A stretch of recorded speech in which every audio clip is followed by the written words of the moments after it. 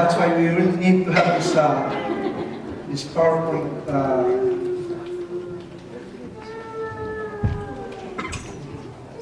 Okay, let's do this.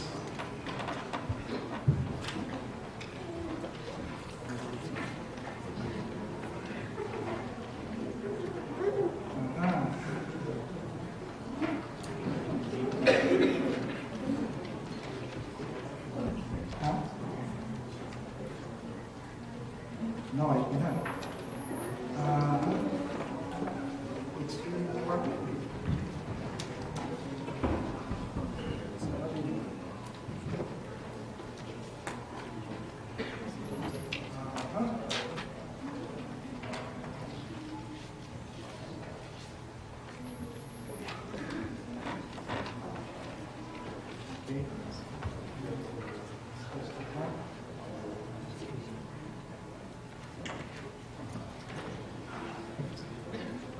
Yeah. Try now.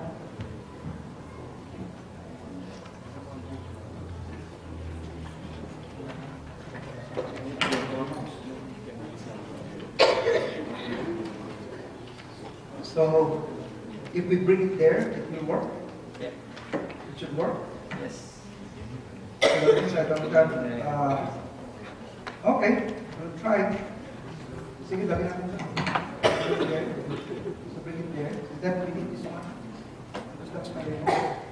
So try to make sure it's exactly there. And then place it on top so that it will. Okay, let's try this one. That means I don't have the a way here of looking at the next. I have mine. Who's this? Karin? Yeah, I have mine. I already gave them the remote. So guys, subukan natin. Yeah, place it from top so that you don't have problem with the clicker. Oh, this is the first time this has happened. The white cable. I was just away for a month and already I'm not welcome here. So let's see what this sign means. I know this is a sign, there's the meaning here or something. I know, but I can't grab it when you get it out.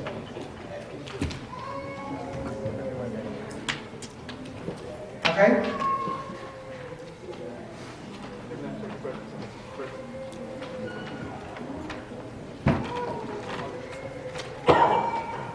There. This one, this one, this one.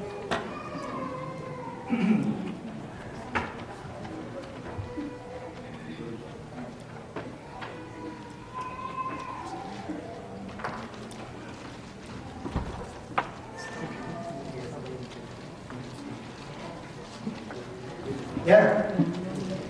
Okay.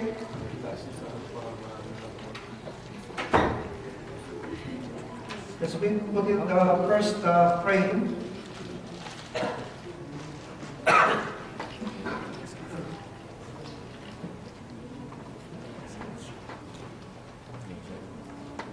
Watch and pray. Ang title ng sermon on the side, right side. Right there. Okay, that's the first frame. All right. Praise God. So again, as I've said, I really would like to thank you for praying with me and for me. We have this seminar, of course, in Kuwait. The places there are quite small, so we just have to restrict the number of people who can join us for several churches, just the leaders and the pastors and their key leaders. And then we had one in Doha, Qatar. And then, of course, 1 week also in Abu Dhabi. And then another week in Dubai. And so it's so crowded, but at least it's air-conditioned. So here in Dubai, we had we were using 2 rooms. There's an extension room on this side. So they cannot see me. They can only see the PowerPoint on their screen. And then, of course, my voice. So, but that's how we were able to do it. And we really thank God for the way He has moved. If there's one word I can describe the ministry we had there, I'll choose the word timely. It was so timely. The ministry in Kuwait was so timely. The ministry in Qatar was so timely. In Abu Dhabi, and there were several situations there that convinced me this is God's moment. God really brought me to this time, at this moment of time, to minister to these people, especially here in Dubai. This church that we're using, they just got split last October. About 60% of the congregation left, so we only have 40% of the congregation remain in this church. And they were kind of discouraged, but after the seminar on the book of Revelation, the pastor came to me and said the members are so encouraged, they want to move on and continue to reach out and share the gospel with more people to grow the church once again. So, we had this seminar, the beginning of the end, unlocking the book of Revelation. And, you know, it's so interesting because you're in the Middle East and you know that this will be the center of, the attention during the last days before the Lord Jesus Christ would come in. And so just being there in Kuwait and Qatar and in the UAE, it was so exciting. But here's the verse that I want all of us to be true to us. In 1 Chronicles 12:32, men of Issachar who understood the times and knew what Israel should do. We need to become Christians who are aware of what's happening around us. We need to be reading the newspaper and reading our Bibles at the same time. And we need to be aware of what's happening. The coming of the Lord Jesus Christ is described as a thief in the night. But you know what? That description doesn't fit us. That's a description for the non-Christians who are not aware of what's happening, who are living in the dark. But those of us who are living in the light, it will not be a thief in the night. And so we need to understand the times and know what we need to do. And here's the verse I'd like for us to meditate on this afternoon. Let's all read this together. Everybody read. Watch therefore and pray always that you may be counted worthy to escape all these things that will come to pass and to stand before the Son of Man. And so I've entitled this sermon this afternoon, Watch and Pray. Watch and pray. And we need to have that sense of what's happening around us so that we know exactly what we need to do. In Genesis 1:14, when God created the world, He created the heavenly bodies. It says here, let there be lights in the vault of the sky to separate the day from the night, and let them serve as signs to mark sacred times, days and years. Now, very interesting, the word that was used here, the word sacred times, moed, it means appointed feasts, divine appointment. So God is going to use the moon, the sun, the stars as a sign to tell us the appointed feast, the divine appointments that God has. And that's why in the NIV, it's translated as feast, to serve as signs to mark feasts and days and years. And so the feasts in Israel, they're all in line with the signs, particularly the moon, since they're following a lunar calendar. And in Leviticus 23 verse 4, the word feast there is the same word that's used there in Genesis 1:14. So moed, again, an appointed place, an appointed time, meeting, appointed sign or signal. And then it says there, holy convocations, which you shall proclaim at their appointed times. And the word convocations there, mikra, is convocation or calling together or a rehearsal. So what God is saying is that these feasts that will be instituted in Israel, they will become a rehearsal. So the feasts in Israel are actually dress rehearsals for what is about to happen. And we know that in the New Testament, these dress rehearsals refers to something. In Colossians 2:16, therefore do not let anyone judge you by what you eat or drink, the kosher food, with regard to the religious festival, the new moon celebration, or the Sabbath day. That's the yearly festivals, the monthly, and then the weekly festivals, the Sabbath. And then it says here, these are simply shadow of the things that were to come. And so these are dress rehearsals. Dress rehearsals for what? These are dress rehearsals for the coming of the Lord Jesus Christ. So that means every feast that is celebrated in Israel is actually a foreshadow of what the Lord Jesus Christ Himself will accomplish. And so the feasts are dress rehearsals. Now, the calendar of the Jews, they follow a Heptadical calendar, and here they have week of days, so they have the Shabbat, so they have 7 days in 1 week, and then they have week of weeks, the seventh week is Shabbat, and then they have the week of months, the 7th month, the religious year. They have the 7th year becomes the sabbatical year, and then they have the 7. So this is 49 plus 1 becomes the 50th year, that becomes their Jubilee year. So that's how they constructed their calendar. And on the 50th year, the Jubilee year, all land reverts to its owners, the original owners. So that means if you sell a land to another tribe, they need to return that to the original owners on the Jubilee year, the 50th year. All slaves go free on the Jubilee year. All debts are forgiven, is the cancellation of all debts. And then, the time of the restitution of all things. And so that's how they have arranged their religious or their calendar.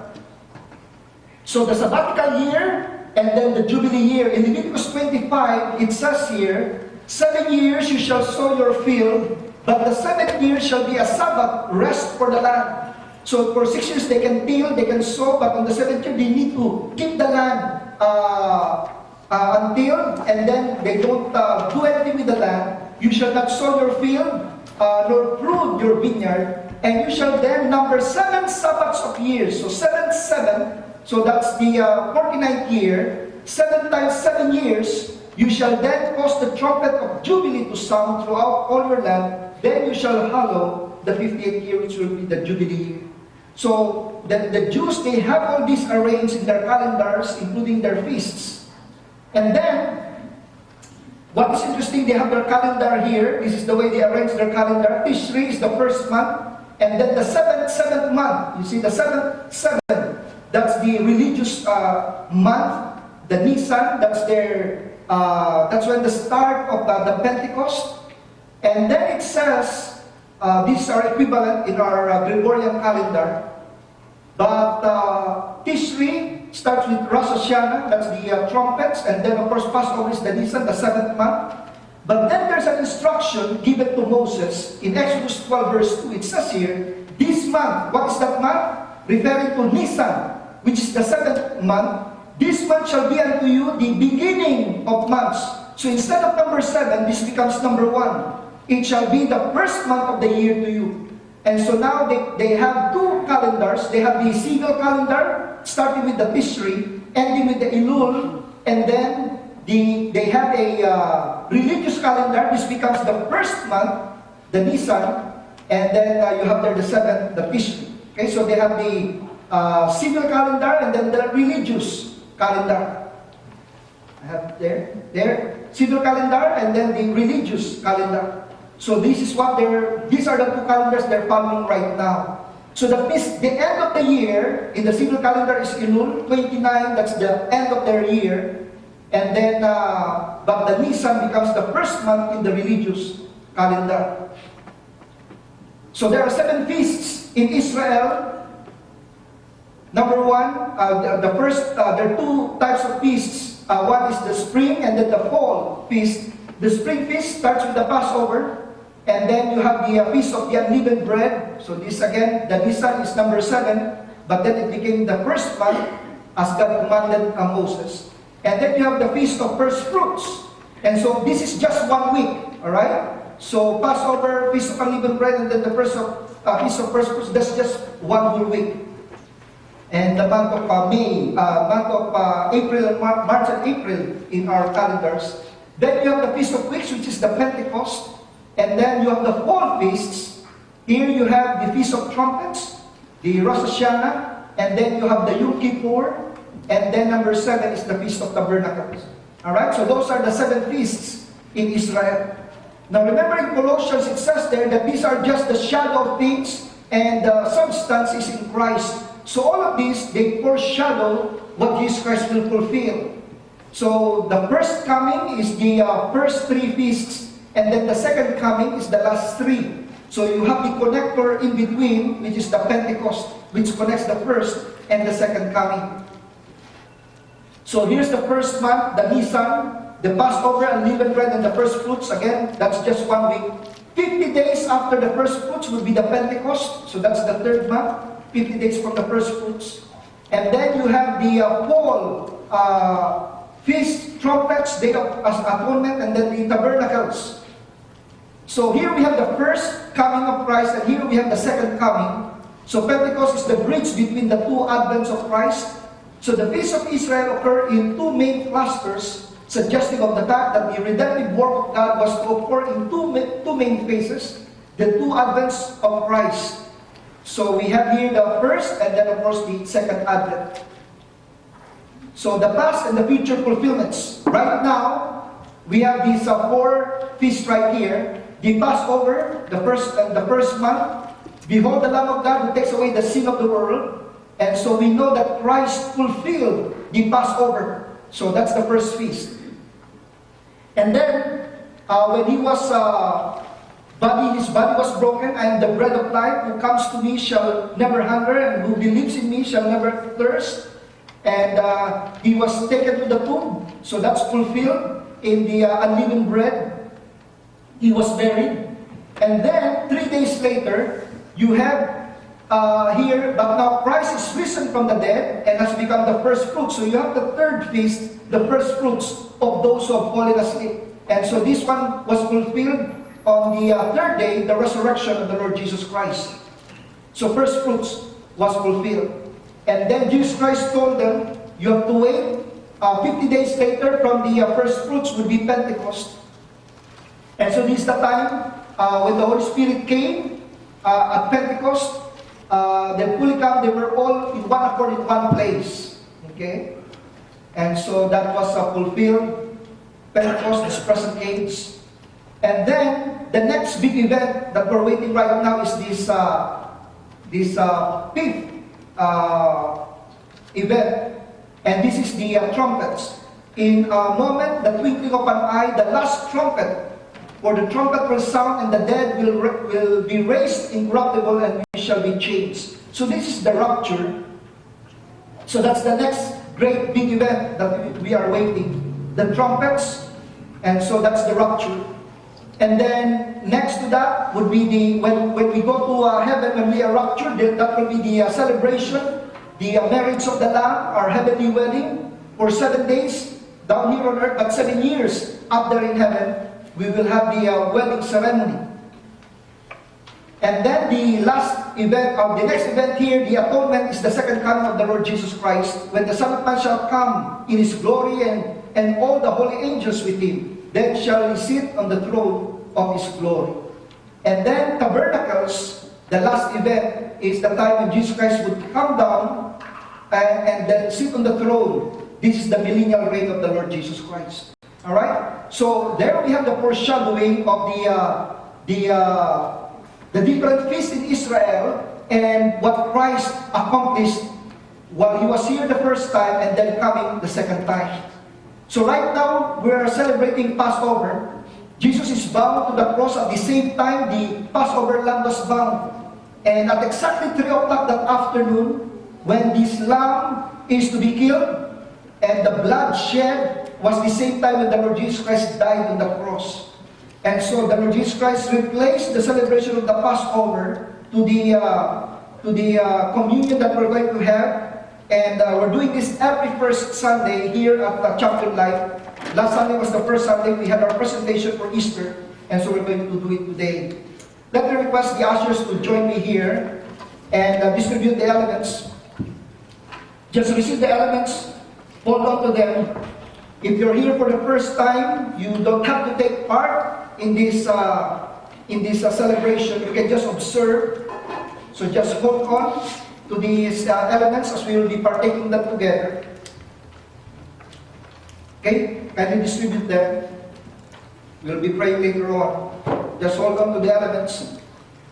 If you're new here at Chapel Life, even if you're not a member of this church, but if you know in your heart that you've been born again, you know you're a Christian, you can join us in the celebration. What you need to do is you just need to push this down. Okay, just push this down. And then it will expose 2 lids. The lighter one on top, and then the thicker one at the bottom. So you just remove the lighter lid, the thinner one to expose the host or the bread, and then we'll have the cup later on. Okay, just hold on to the elements.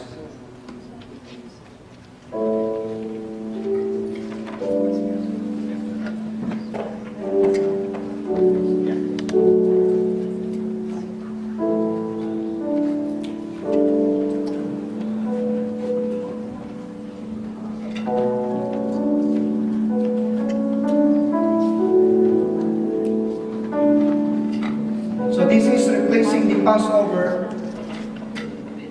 When the 10th plague, the angel of death came upon Egypt and killed all the firstborn, God gave an instruction to offer a lamb, a year-old lamb without blemish, and then paint the blood on their doorposts. And so, when the angel of death would come, he would pass over those homes where the blood has been painted. And friends, this celebration, we are commemorating what Jesus Christ accomplished on the cross. Because of His shed blood, we have been forgiven of our sins. Let me call Brother Ed and Sister Nelka to join me here as we pray for these elements.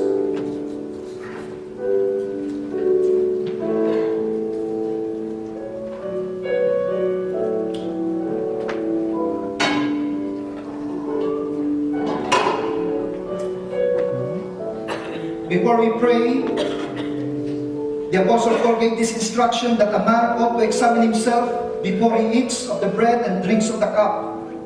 So let's just bow our heads right now, and let's just ask the Holy Spirit to convict us of any sin, cleanse us, that we might be worthy to receive these elements this afternoon. Let's just pray right now and ask God for forgiveness and cleansing.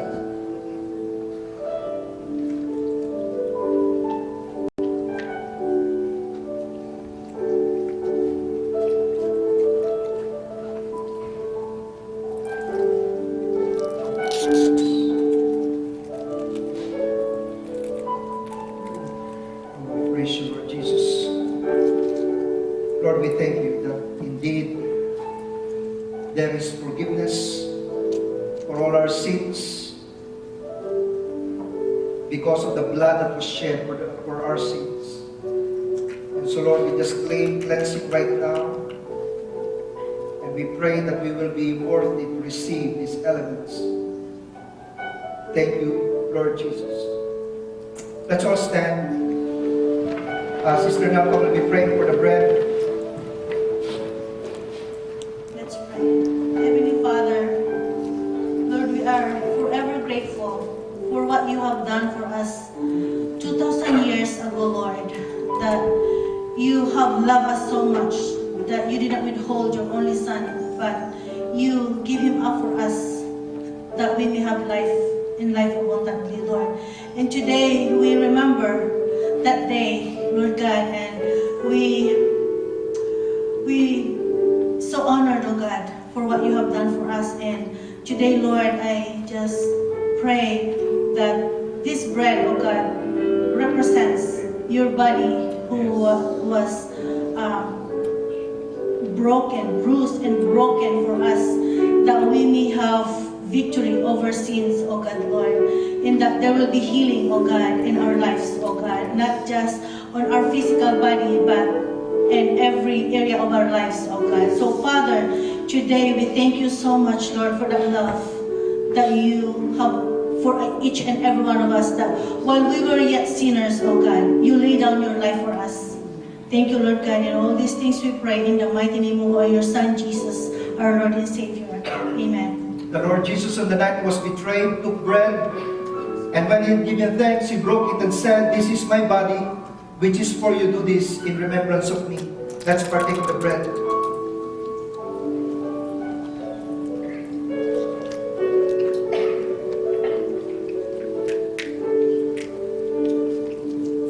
Brother Edwin, now pray for the cup. Lord, we thank you, Lord, for this day. Once again, O God, we remember what you did in Calvary. Truly, O God, without shedding your blood on the cross, there's no forgiveness. Thank you, O God, for your faithfulness, for your goodness. Thank you, Lord, for your love for each one of us. In Jesus' name we pray. Amen. In the same way, after supper, he took the cup, saying, "This cup is the new covenant in my blood. Do this whenever you drink it in remembrance of me." Let's partake of the cup.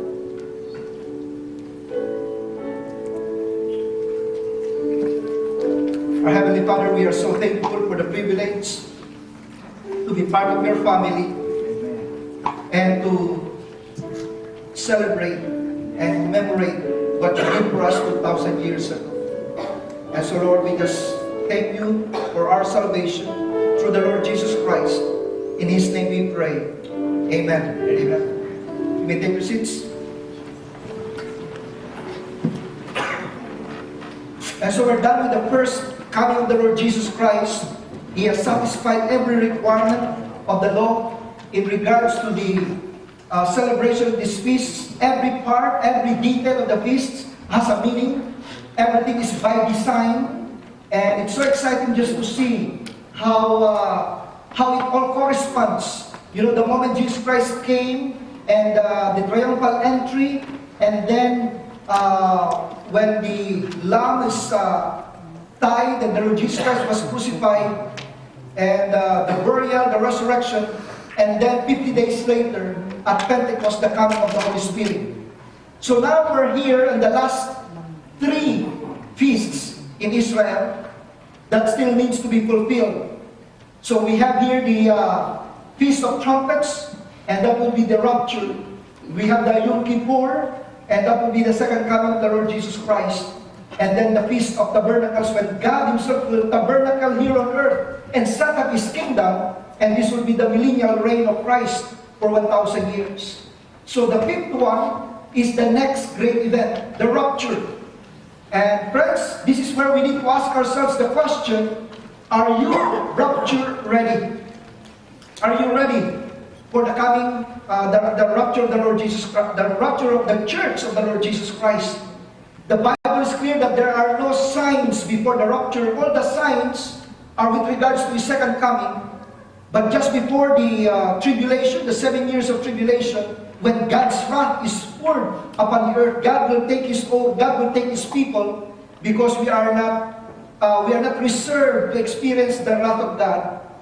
We will experience the wrath of Satan, the wrath of the world. We are all experiencing that right now. But the wrath of God is not for God's people, but for the enemies of God. And so here, the Lord Jesus Christ said, "Watch therefore and pray always, that you may be counted worthy to escape." So there's the word there, to escape all these things that will come to pass and stand before the Son of Man. And we need to prepare ourselves. We need to be counted worthy to escape. What is sad is that during the rapture, it will be a revelation for many people. Many people, they thought they are Christians, but at the time when they are left behind, then they would realize that they were not Christians after all. And that's why there's got to be that preparation. There's got to be that sense that indeed the Holy Spirit resides within us. And so let's look again at what God said at the beginning, Genesis 1:14. There are 3 things here that we need to look at when we are preparing for the rapture. Here He said, "Let there be lights in the vault of the sky to separate the day from the night, and let them serve as signs to mark feasts." So first of all, the signs, the constellation, the heavenly bodies will serve as signs to mark the feasts. So there will be feasts, which we already looked at, the 7 feasts in Israel. And then there will be years. You know, the way they count their years. So we have the 7 week, the week of days, which is 7 days, the 7 of weeks, 7 of months, and then the 7th of years, 49 plus 1 year, the 50th year. So those are the 3 major signs.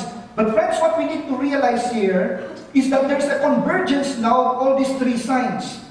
The signs, the feast. And so this is what I'd like to share with you you this afternoon. And I was meditating on this while I was in the Middle East, and I thought I'll be sharing this at the end of this month, but today is the day that I will be sharing this. So first of all, the signs, the solar eclipse.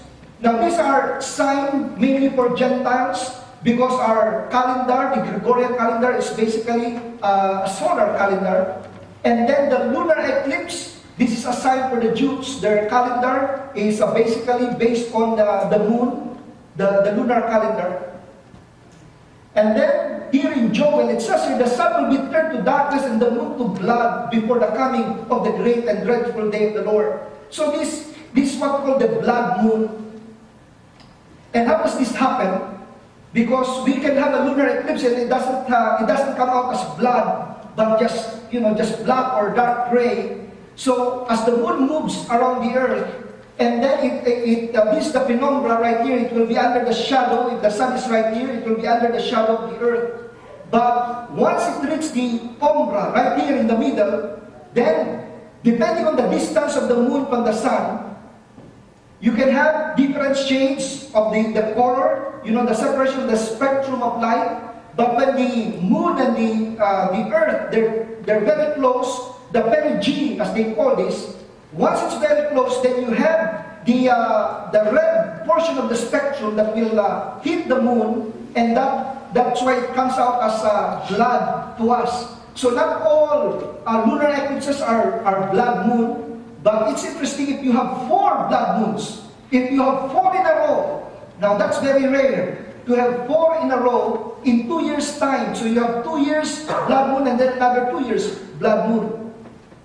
So it's called the blood moon tetrad if you have 4 in a row in 2 years' time. So these again are the signs that we have. And so right now, we have the feasts. So if the signs coincides with the feast, so if you have the blood moon, the first 2 years, it falls on the feast of Passover, then the second blood moon falls on the feast of Tabernacle, then the following year, again falls on the Passover, and then the feast of Tabernacles. Then these are the convergence of both these signs, the signs and then the feasts. And there were no blood moons in a row, a tetrad. There were no blood moons in the 1600s, no blood moon in the 1700s, no blood moon in the 1800s, no blood moon, but 2 in the 1900s. It came twice. So what we have here let me have that again. So here in 1492 we have a tetrad, 1493 and 1494. In 1492, the Spanish Inquisition. And again, if it's a lunar eclipse, this is more of a sign for the Jews. The Jews were expelled from Spain. And so King Ferdinand and Queen Isabella, they expelled the Jews from Spain. And this started the Spanish Inquisition in 1492. And so the Jews, they have to leave. All their treasures were left behind in Spain. So they have to just go just by their own clothes. And they don't have a land of their own. But the same year, 1492, Columbus was commissioned. So Jews were expelled from Spain. Columbus was commissioned to find new lands. And then the founding of the New World in America in 1492. And this became the home for the Jews, 1492. And then the next tetrad, we have in 1949 and 1950. Again, it's a sign for the Jews. So you have here in 1948 is the independence of Israel, when Israel was declared as a nation. It's a good news, but then immediately the following year they were attacked by their Arab nations. And so Israel becomes a nation in just one day. The state of Israel is born. But then they were attacked by their neighbors in 1948. But praise God, they won that battle. And then the next tetrad happened in 1967, 1968. And again, this is a sign for the Jews. 1967 was the Six-Day War. And again, Israel was attacked by the Arab nations. But in the Six-Day War, they won. And it enlarged their territory 4 times. And so before the 1967 war, in 1700, it's all occupied by the Palestinians there, by the Arabs there. In 1800, you have here a patch of white. And then, of course, it was declared in 1948 as a nation. But after the Six-Day War, this is, they were able to occupy more territories. And so when the Palestinians go to war, the Israelis gain more land. And right now, it's so sad because it's the U.S. who is spearheading the division of the land so that there will be peace in Israel. And we know that that's not good. God doesn't want His land to be sliced up. And so there's going to be a consequence to these things that's happening right now. But then in 1967, Israel is reclaimed after the Six-Day War. They occupy now at least three-fourths of the city. One quarter, of course, is occupied by the Arabs, the Palestinian Arabs. And then we have in 2008, 2009, 2010, we have 3 solar eclipses. When it's solar, it's more of a sign for the Gentiles. And we know what happened here. The start of the global financial crisis was in 2008. And so the Great Recession in 2008. And then right now, so we have those for 3 years, the financial global crisis. And now in 2014 and 2015, we're now in the last of these last 2. Actually, we have the last lunar eclipse and the last solar eclipse there in 2015. So this is where we are now, 2014, 2015. So again, we have a tetrad, and this again a sign for the basically for the Jews. But there are 2 solar eclipses there that can be a sign for the Gentiles. In 2014, right here, immediately after the Passover, you know what happened there in 2014? The Hamas already fired their missiles into Israel. And so soon after the biblical feast of Passover, missiles were raining on Israel. And this was in 2014. And we thought that this would really escalate. But praise God, it was controlled. The Jews, the Israeli army were able to control this. And now we're in the last year here, 2015. And so the global financial crisis. What we need to look at here, we're done with this April 4, we had the blood moon during the Passover. And then we have here September 13, 2015, the partial solar. So this will be bad news for the Gentiles. And then it's Elul 29, the last year, the last day in the Israelite calendar. And then this will be a Shemitah year, the 7th year. And we have here the 7th anniversary of the last market drop. So September 13, we're looking to that date. And then September 28, 2015 will be the last blood moon. But this will be a super moon, a perigee, because this will be the closest distance between the earth and the moon. And so we have here the signs with the moon and the sun, and then the feasts. And then we now have the convergence of the years. Because after September 13, 2015, we're now going to celebrate the Jubilee year. And this will be the 47th, the 7th, the 49th year, and then the next year will be a Jubilee year. And so we're looking into these dates, September 13 and September 28. Now friends, when we talk like this, we're not trying to predict anything. What we're saying is we need to watch and pray. That's what Jesus Christ said, watch and pray. Because we Christians, we should not be caught off guard. We know what we need to do. We need to study the signs and watch and pray. And so here, very interesting, here are more convergence here. September 28, 2015, again, this will be a super moon, as I've said, perigee. And so this super moon, the moon's closest approach to the earth, makes it appear larger than normal. And this will be very visible in Jerusalem on the Feast of Tabernacles, and it's a Shemitah year.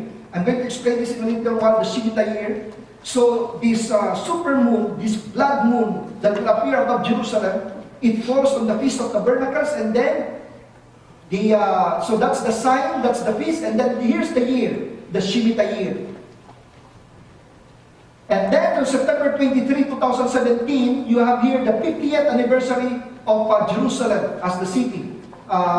in 1967, they were able to conquer this. The 50th anniversary, the Jubilee year of Jerusalem, will be September 23, 2017. And so 2015, 2016 is the Jubilee year, 2017 is the Jubilee for Jerusalem as the capital. And then you have there May 14, 2018 is the 70th anniversary of Israel, the 70th anniversary of the establishment of the statehood of Israel in 1948, and then 2018, that will be the 70th anniversary of Israel. So these years, they are very, the convergence of all these signs, 2015, 2017, 2018. And so we need to keep reading our newspapers. Here's the Shemitah year, Deuteronomy 15, 1 and 2, it says, "At the end of every 7 years, you shall grant a release of debts. And this is in the form of the release. Every creditor who has lent anything to his neighbor shall release it, cancel it. He shall not require it of his neighbor or his brother, because it's called the Lord's release." So this was God's system, so that people are not, you're not indebted to your debtor for the rest of your life. So on the every 7 years, there will be the release of debts. So this is what is called the Shemitah year, where the debts are released, the cancellation of all these debts. And again, as I've said, it falls on September 13, 2015, which is a Shemitah year, and that's Elul 29. That's the release of all these debts, September 13. So what is so significant here, again, the last day in the Jewish calendar, the civil calendar, is Elul 29, and 1 day before the Feast of Trumpets. So Tisri 1 is already the brand new year, and that will be the Feast of Trumpets already. So here's the cycle of 7 years. In 2000, in the 9/11, September 11, 2001, when we had the attack on the Twin Towers in New York, they suspended all the trading, and they resumed 1 week later. When they resumed September 17, 2001, 685-point crash, and so there was a global financial crisis in 2001.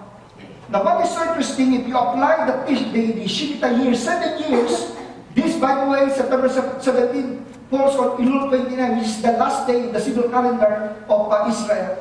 And then if you apply 7 years later, plus 7 years again on Elul 29, this falls on September 29. And that day, there was a 777-point plus another global crisis we had in 2008. It also falls on Elul 29. So what we're saying is, we're looking at the pattern. If we add another 7 years, another Elul 29, this falls on September 13, which is the partial solar eclipse. And so the question, we need to be prepared if this is what it means, because we really do not know. That's why Jesus Christ said, watch and pray.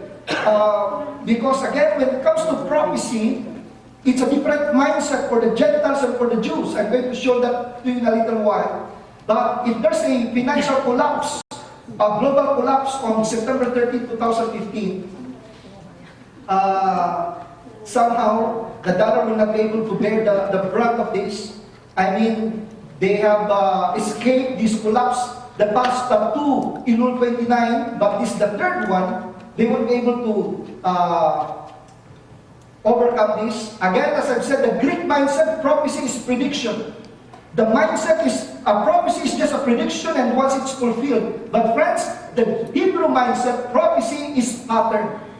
And so you need to look at the patterns. Jesus Christ said, watch and pray. Look at the patterns. If somehow this is what God is telling us through the signs, through the feast, and through the years. So the convergence of all these 3 things that God has given us, the Shemitah signs of the 7-year cycle. For example, in 1966, there was the market drop, 20% slow crash. In that 7 years later, 1973, the first Shemitah year, the oil shock crash, and this was also the year when abortion was allowed in America, 1973. And then in 1980, there's the hard recession begins in 7 years in Shemitah year 1980. And then 7 years later, the stock market crash in 1987. And then another 7 years later, you have here, that's the stock market crash in 1987. It's called the Black Monday, 1987. And so, the 1994, you have the bond market crash, again, 7 years, the Shemitah year 1994. And then add another 7 years, the Shinita year of 2001, the stock market crash, after the 9/11, on September 17, when they resumed trading, there was a crash of how many points? There's 600 plus. And then in 2008, of course this was the 2001 stock market crash in the New York Stock Exchange, 2001. And then 2008, right there. 2008 was the market crash, 777 point crash in 2008. And so if we add, so this is the 2008 stock market crash. And then if we add 7 more years, again on the Shinita year, September 13, 2015, this is what we need to be alert. We need to be ready for it. Again, friends, you can prepare yourself economically. I don't know how to prepare for it economically. I have no problem with that because I don't have so much money in the bank anyway. I don't have US dollars, that I need to exchange and everything. But what I really want to project to you this afternoon is how we are to prepare ourselves spiritually. If this happens, if this is the pattern that God is showing us, we need to watch and pray. If the Shinta year actually happens on September 13, 2015, because that's a Sunday, maybe when they open the stock market on Monday, 2014, September 14, 2015, I don't know if that's the time. We're not sure. But friends, one thing we're sure is that the U.S. is 18 trillion in debt. The U.S. cannot take another economic crash. 18 trillion in debt.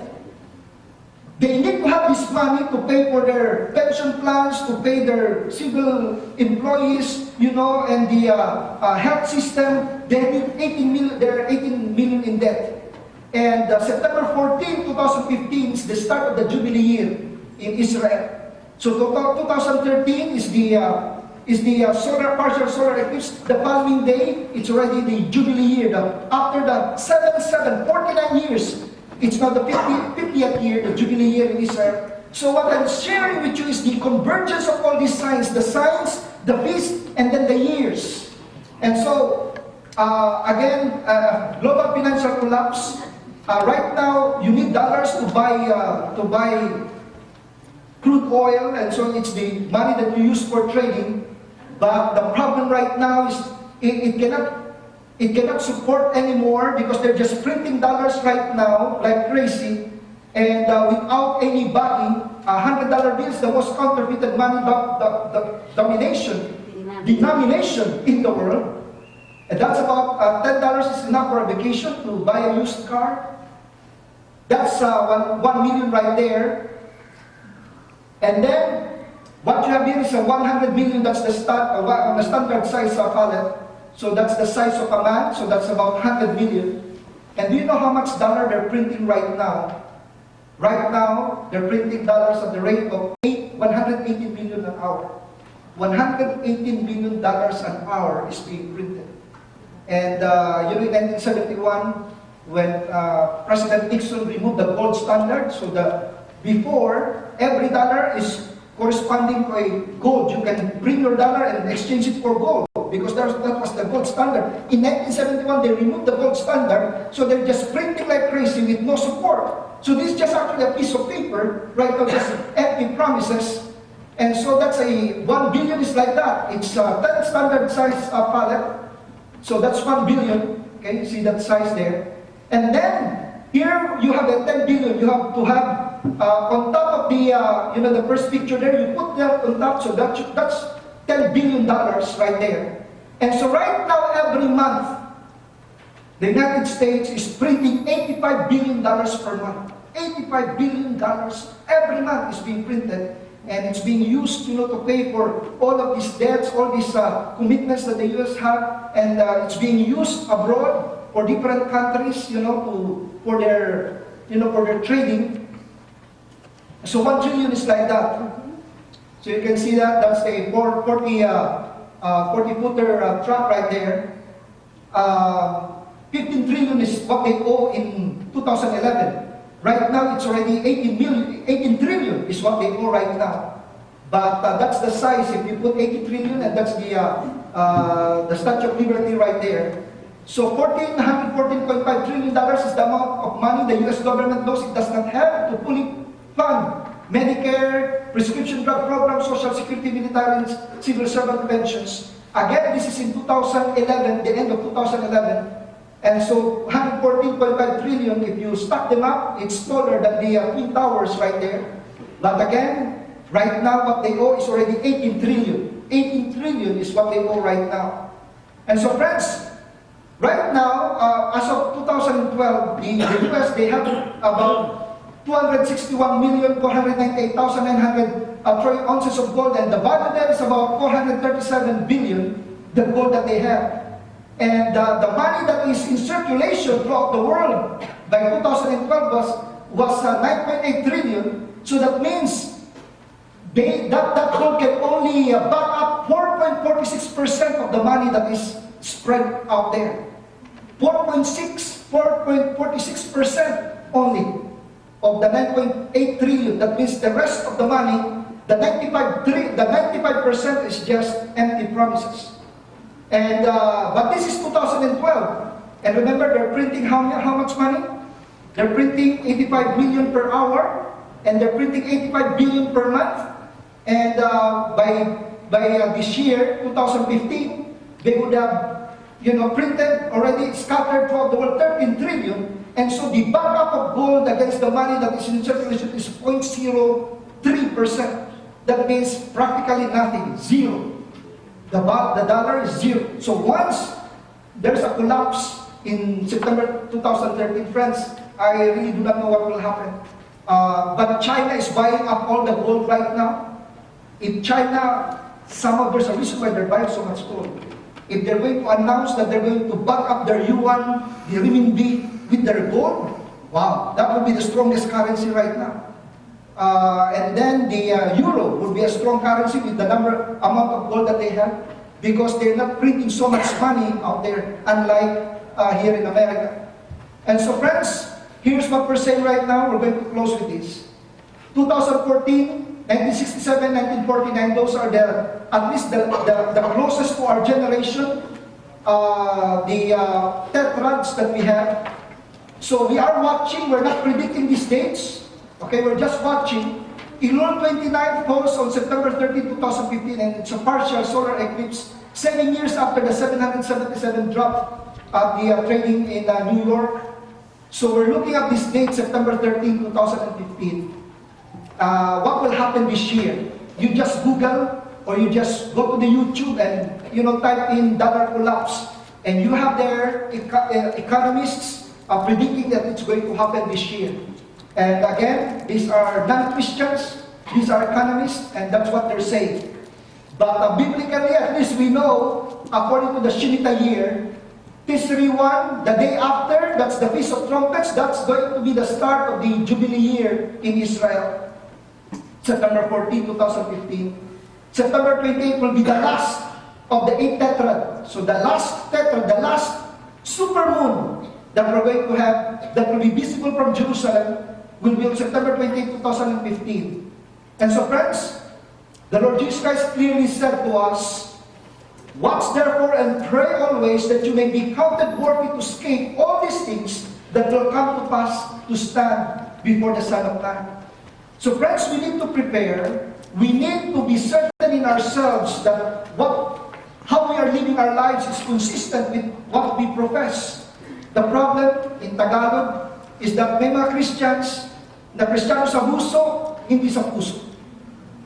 That will be hard to translate into English because that's a play of words. May mga Kristiyano sa bibig, wala sa pag-ibig. Again, that will be hard to translate into English because that's a play of words. But friends, we need to make sure, it says here, that you may be counted worthy to escape. Remember, we need an event, we need a key, we need something that will cause the nations of the world to be open, give up their sovereignty, and come up with a one-world government. Right now, the nations are resisting, especially the United States. They want their independence, they want their sovereignty, but when there's an economic collapse, then that would be a trigger point for nations to give up their sovereignty and then come up with a one-world government with one-world currency. And that's when the Antichrist would come in, because he will be an economic genius. He will be able to solve all the problems of the world. But if the Christians are still here, we'll be able to expose it, because we know the signs we know the predictions. We know what the Bible says about the Antichrist. And so the rapture has to happen first, and then we don't know how many days or weeks or years the Antichrist will be revealed. He will propose a 7-year treaty with Israel. Israel will be willing to sign the treaty as long as they rebuild the temple. The temple will be rebuilt, but in the middle of the 7 years, the 3.5 years, that's when the Antichrist will come, enter the Holy of Holies, and then present himself as God.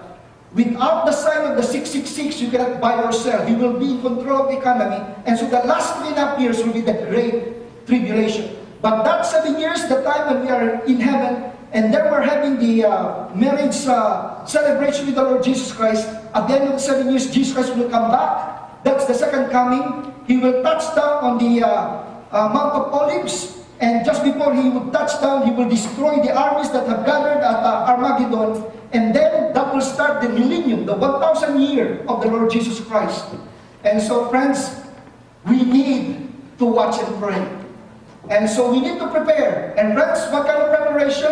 Here's the verse, because I'm afraid I have to tell you this, there will be some, even in this room tonight, this afternoon will be left behind. I'm sorry. I hope that will not happen. I hope it will not happen to you. I hope it will not happen to me. But there will be some who will be left behind. But that's okay, because you know now for sure how to become a Christian.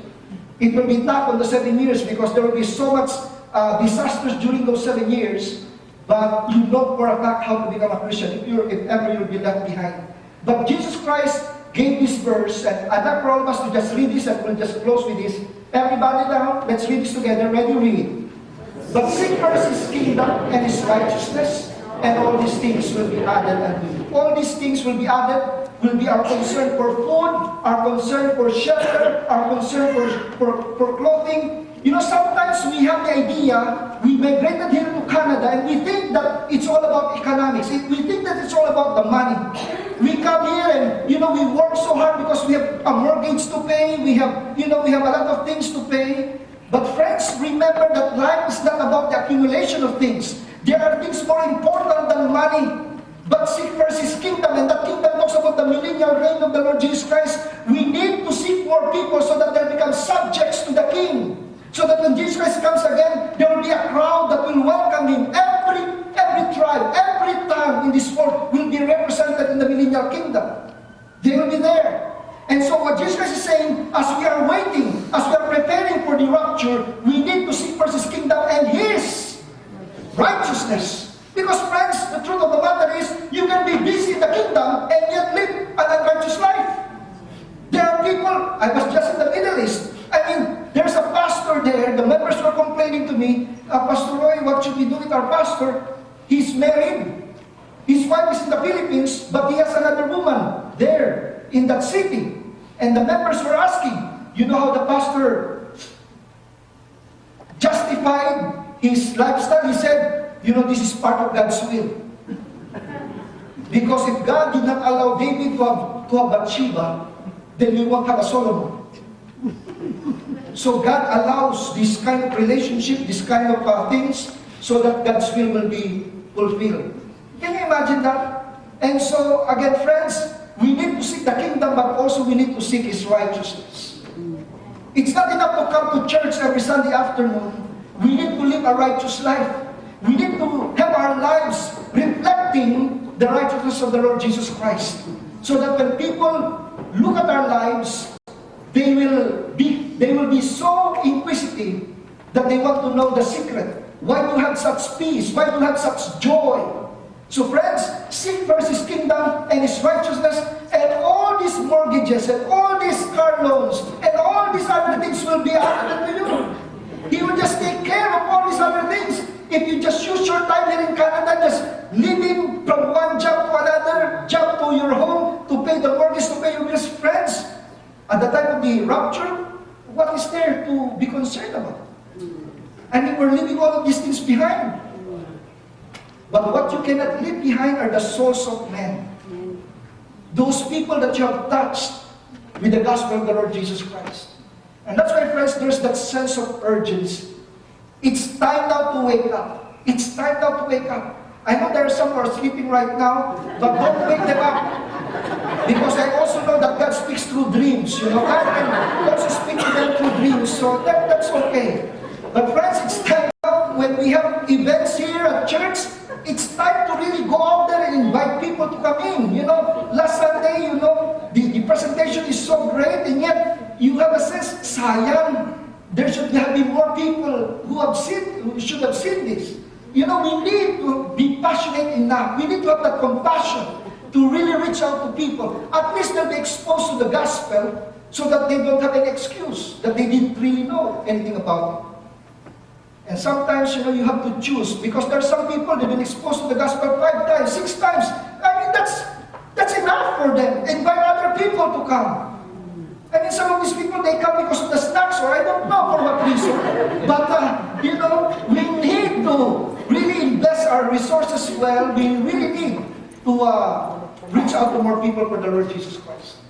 And so, friends, again, seek first His kingdom and His righteousness, and all these things shall be added unto you. I pray that, and let me call the worship team to join us now. I pray, one of the reasons why I was willing to step down as a pastor and, you know, give up at least a salary or a monthly salary is basically because of this thing. I know that these are the last days. I know that the time is near. I know that there are more people that we need to reach, more people that we need to train. And so, you know, I just said to God, Lord, this is what you said in Psalm chapter 54. I need to offer to you my free will offering, and I'm just willing to offer this as my free will offering. And just wait for you to provide as you open doors. And again, I just thank God for the many open doors that He has given us. And so most likely we will be going to Nicaragua in July to train the pastors there in Nicaragua. And of course, the month of May will be the Philippines. And for the first time, I'll be training teachers. We have 15 already who signed up, who want to be trained as teachers. And we're praying that this will really multiply the work of the Apollos Project. And so, friends, let's really come before the Lord right now. Let's all stand. And let's just seek His face right now. I do not know what this information has done to you right now. I don't know if you have that sense of urgency. But in my heart of hearts, I'm just praying to God that I want to do as much as I can.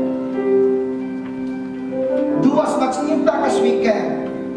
You know, this is the time to make sacrifices for the kingdom. This is the time to really do exploits for God. Because, friends, when the rapture comes, you will have to leave behind your very nice home and all the expensive furnitures that you have and all the expensive gadgets that you have. You will all leave them all behind. I mean, I'm not saying that you don't invest in these things. I mean, this is the fruit of your labor. That's okay. But friends, we need to really focus on what is the priority. On what will last forever. What will last for eternity are the souls of men.